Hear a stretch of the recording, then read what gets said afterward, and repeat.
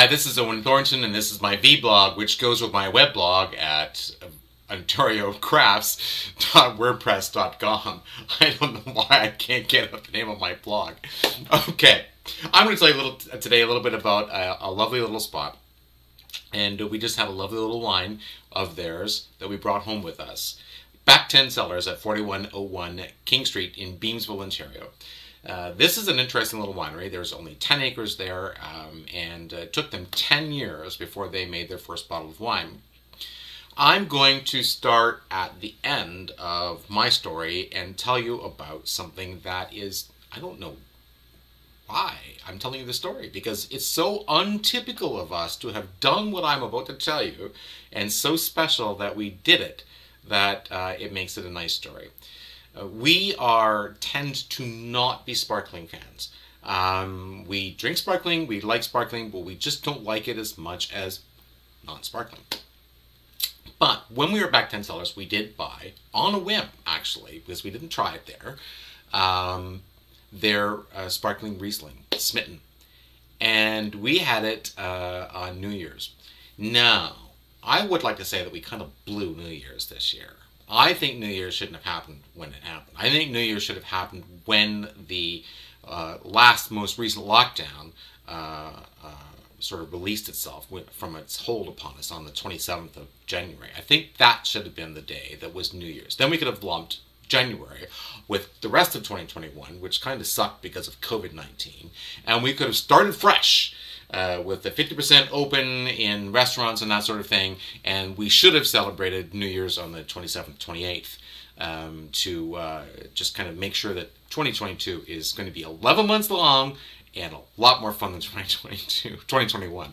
Anyway, we had this Smitten and a sparkling Riesling, and it is really lovely. We just really, really liked it, and that is, as I said, for us to even buy a sparkling sight untasted, because we didn't taste it while we were there, and then to come home and enjoy it as much as we did really says something about how nice that little wine was. This is a winery. It's on the main road of the winery region in the Niagara escarpment area, and lovely spot. When you pull in right amongst the vines. I'm going to show you, I always get that wrong, a picture of Cab Franc grapes. You're going to park right in front of these grapes, and when you stop and the parking lot is off to your left as you pull into the laneway, there is essentially a little kiosk right there, and all their wines are in the kiosk, and you can buy everything right there. What we opted to do was to walk down the long lane towards this outdoor pavilion, which is in the middle of the 10-acre property, and it's a covered area where there is in the wall, as you see it, as I show you the picture of it as we approach, that wall protects the tasting area and the bar area, and then beyond that is a patio where you can sit amongst the grapes and have, we did a tasting there and really had a great time. We bought, it's a Burgundian type style place, so you're going to see Chardonnays and Pinot Noirs there for sure. Obviously they're growing Rieslings because we had the sparkling Riesling, and they do blushes there as well. So there's not a great, vast number of different wines. The property isn't large enough for them to be able to have much production and have much of any one thing. So there's just not a lot of different things there. There's also a Cab Franc, which we brought home with us as well. One of my personal favorites, really just does really, really well in Southwest Ontario, Cab Franc. And virtually there isn't anybody that can get Cab Franc wrong in Southwestern Ontario.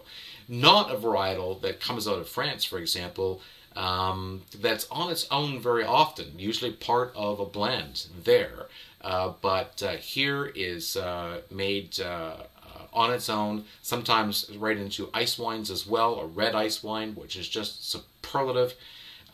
So they did a great job there as well. But Back 10 is a wonderful little spot to go to. It's because it's small and family oriented, the way that it has the feel about the place. It has this more intimate kind of quality to it, which I really liked about it.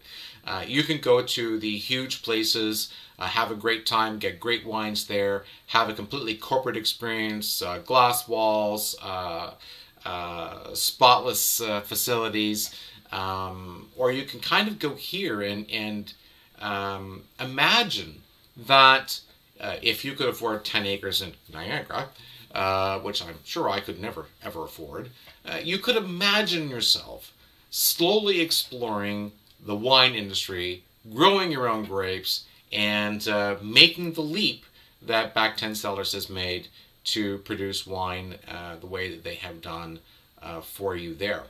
It's just sort of that link to anybody who's serious about wine and interested about it and would like to explore that, but maybe never would or wouldn't dabble in it.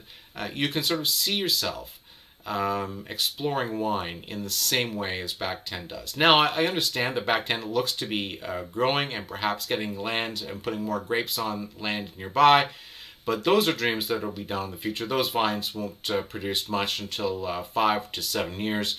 And of course, we all like to think that older vines are better than younger vines in production, so that will be years away down the road yet. But doing terrific things right now, doing great things and making great products right now. Back 10 Cellars, a little surprise for you. Thank you very much. This is Owen Thornton for my vlog here and for my weblog at OntarioCrafts.wordpress.com. You take care, and on behalf of Bogart the Bunny and Petunia the Bear and Leo the Orange Bear with the Blue Nose, I want you all to have a terrific day. Bye for now.